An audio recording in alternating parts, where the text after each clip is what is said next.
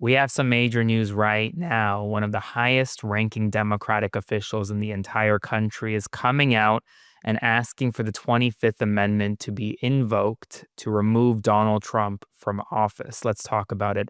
Illinois Governor JD Pritzker has become one of the highest ranking officials to come out and say that Donald Trump should be removed from office. Now, Pritzker says that the reason why Donald Trump should be removed from office is after his remarks at the military installation in Quantico, Virginia yesterday, where Trump said that Democrat-run cities like Chicago, Illinois, should be used as training grounds for the United States military.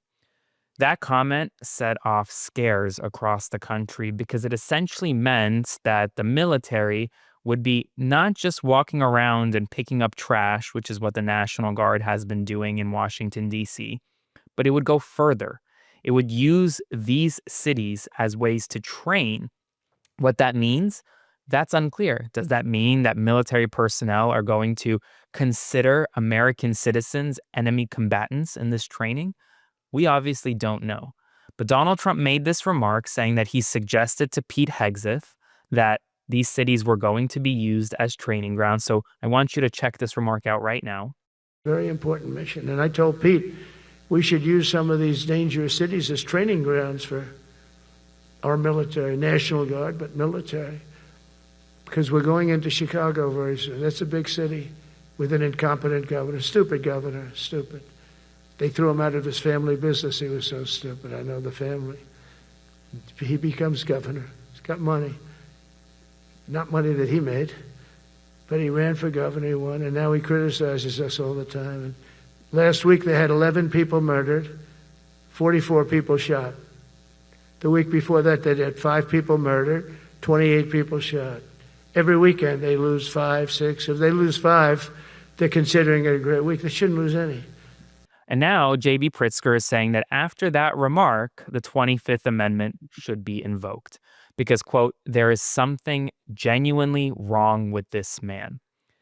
Pritzker went on to say that it appeared as though that not only dementia has set in for Donald Trump, but that he is actively copying the tactics of Russian dictator Vladimir Putin. He went on to say that sending troops into a city like Chicago, thinking that it's some sort of proving ground for war, or that there's some type of internal war going on in the United States is, quote, just frankly insane, and I'm concerned for his health. He says, quote, there is something genuinely wrong with this man, and the 25th Amendment ought to be invoked. Now, White House spokesperson Abigail Jackson, in response to this, didn't directly address the 25th Amendment concerns, but did say, quote, President Trump is deeply concerned with the safety and security of all Americans, including those in Chicago. And he's stepping in where JB failed. The United States military essentially is going to go into cities like Chicago, is going to go into Democratic-run cities across the country.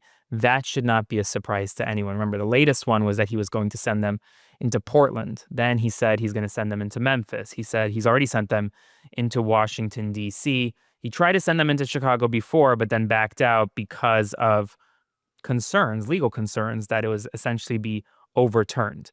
But here's the thing. Now, according to reports, Trump is actually thinking about sending about 100 military personnel to Chicago. So let's talk about the 25th Amendment, because a lot of people don't know what the 25th Amendment actually is. It's a pretty simple yet complicated amendment at the same time. The 25th Amendment essentially creates the presidential line of succession. If the president of the United States dies or is incapacitated, what happens next? That's what the 25th Amendment does. It clarifies that the vice president of the United States, in this case, J.D. Vance, would become the president of the United States if the president dies, resigns, or is removed via impeachment. It also establishes procedures to replace J.D. Vance if J.D. Vance were ever to be removed from office. Now, it also, and here's the part J.D. Pritzker was referencing, it provides for the temporary transfer of a president's power and duties to the vice president, either if the president on his own volition decides to do that, or if the president's cabinet decides to come together and a majority of the cabinet votes to remove that power. In either case, essentially, the vice president would become the president of the United States until such time that Donald Trump could once again assume the power of the presidency. So here's what JD Pritzker is saying. JD Pritzker is saying that Donald Trump has mental health issues in terms of dementia. He has clear health issues. It's impacting his cognitive abilities to run the country. He's saying that by suggesting that we should go into Democrat-run cities and use them as training grounds for the military, that is a major problem. That's the 25th Amendment. But the 25th Amendment isn't just invoked if a president has, say, dementia, for example. 25th Amendment can be invoked if the president has abdicated his duties under the United States Constitution. And while turning the military on their own people, on the American people, that would be presumably enough for the invocation of the 25th Amendment, if not for the impeachment of the President of the United States. Now, we know Congress isn't going to impeach Donald Trump. Republicans in the House, Republicans in the Senate, it's not going to happen. And honestly, it's highly unlikely the 25th Amendment will be invoked either because it's Donald Trump's own cabinet. But JB Pritzker is saying, you know what, if you have a spine to these members of the cabinet, you should invoke the 25th Amendment. Now, JB Pritzker is saying this, but remember, if Donald Trump is ever removed, which is not going to happen, guess who takes office next?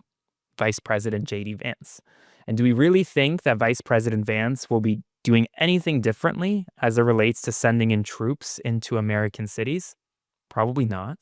Stephen Miller, the White House Deputy Chief of Staff, who's been there for a long time, is really running the show here, and for a long time, and will continue to run the show under any Vice President or any President J.D. Vance.